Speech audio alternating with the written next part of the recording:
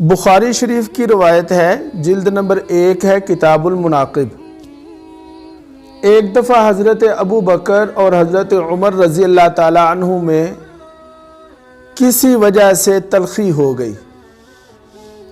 سیدنا عمر فاروق رضی اللہ تعالی عنہ نے سیدنا ابو بکر صدیق رضی اللہ عنہ سے معذرت بھی کر لی، لیکن بات سرکار تک پہنچ گئی۔ سرکار دو عالم صلی اللہ علیہ وسلم نے ایک جملہ ارشاد فرمایا اور فرمایا اَأَنْتُمْ تَتْرُكُونِي صَاحِبِي، کیا تم میری وجہ سے میرے دوست سے درگزر نہیں کر سکتے؟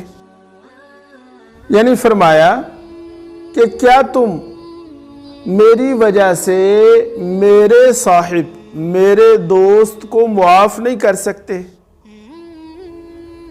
یعنی کہ اگر تم ابو بکر کے ساتھ کوئی بات کرو تو میرے حق کا خیال رکھا کرو۔